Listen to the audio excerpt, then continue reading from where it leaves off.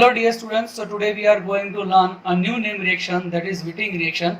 This Wittig reaction was discovered by George Wittig in 1979, who got the Nobel Prize for its discovery.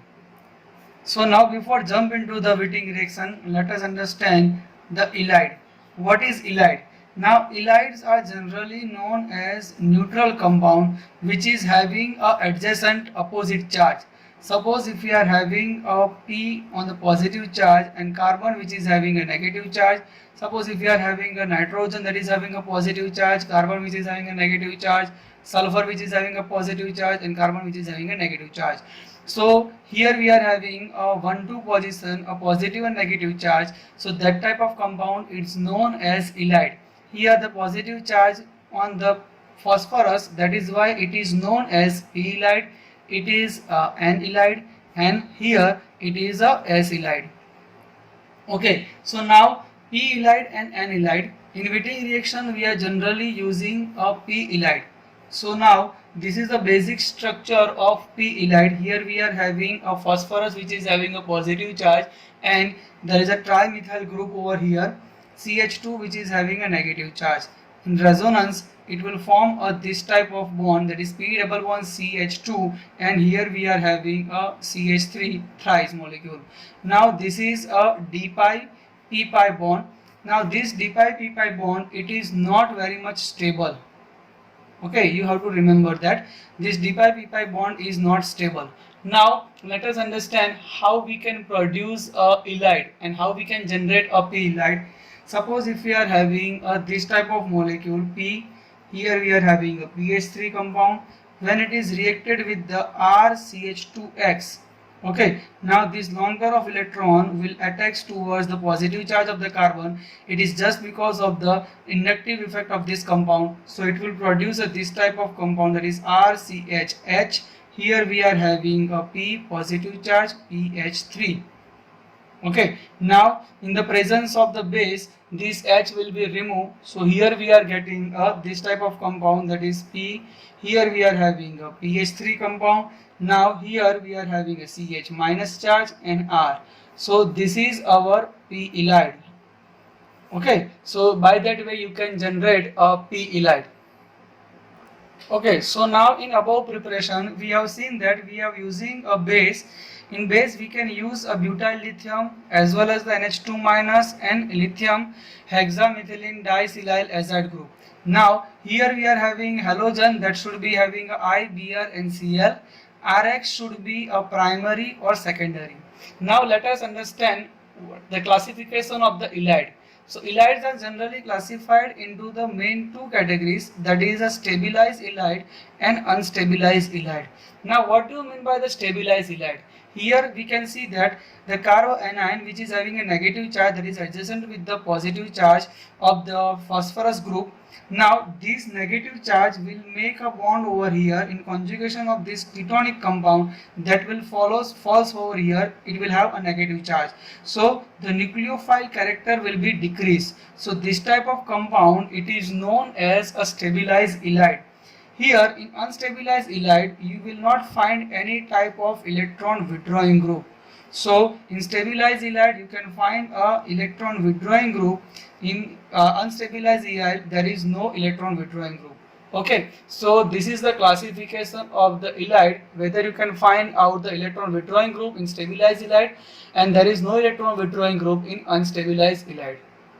So now let us understand the reaction of stabilized ylide as well as the non-stabilized ylide. Now I will first take the example of the non-stabilized ylide.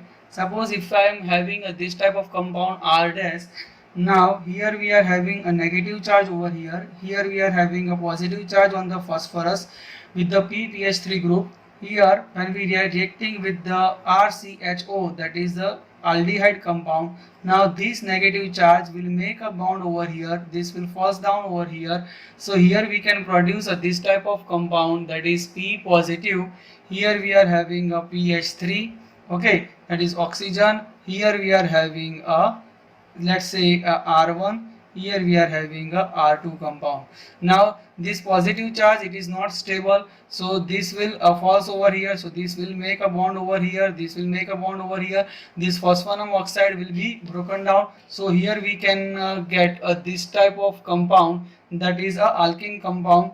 Here we are having a R and R dash, so this is a cis alkene. Okay, cis alkene are generally produced by the unstabilized halide.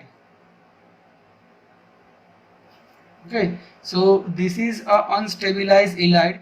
Here we are producing a cis alkene. Now let us take one more example for the stabilized halide. So that is a stabilized halide. In stabilized halide, we can produce a E alkene by using similar type of reaction mechanism. So let us understand by this mechanism. Here we are having a P positive charge, PPH3. Here we are having a negative charge. Now here we are having a C double bond OH. So now this is a stabilized halide. This nucleophile make a bond over here, so it will produce a O minus over here. So it can stabilize the carbon as well as the phosphorus. So now when it is reacted with the phenyl, that is C double bond OH over here, so it will make a bond over here, it will goes down over here. So in the end you can produce a E alkene like that way. Okay, so now this PCHO, both are having opposite direction. This will goes the downward side, this will goes the upward side, so we can say that it is a trans compound. So by that way you can produce a trans alkene. So here we are in conclusion that a stabilized halide as well as the non-stabilized halide. Now here we have seen that unstabilized halide, okay, unstabilized halide will always produce a Z alkene, whereas a stabilized halide, it will produce a E alkene. So you have to remember this thing. Whenever we are having a unstabilized halide, it can always produce a Z alkene. When we are having a stabilized halide, it can always produce a E alkene. So this is the Wittig reaction for the stereoselectivity of E alkene as well as the Z alkene. Molecular Wittig reaction, mainly with the stabilized halide, electrophile and nucleophile both are present in the same compound, then intramolecular Wittig reaction can be carried out. Suppose if we are having this type of compound, when we are having a PPH3, which is having a positive charge over here Br. Now when we are having an HC double bond OR, now this is our compound. Now when it is reacted with the strong base like potassium tertiary butoxide, it will abstract one proton from here, so it will make a negative charge over there. Okay, so this is having a negative charge over there, here we are having a positive charge, this is having a PPH3Br. Now here we are having an HC double bond OR over here. So now this negative charge will force down over here. Now this oxygen which is having a negative charge, so it will attach over here. So by that way we can produce this type of intermediate. So benzene ring over here. Here we are having a CH compound that is attached with the P positive charge PPH3 group. Here we are having oxygen minus charge. This is the carbon that is attached with the R group, that is also attached with the nitrogen and hydrogen.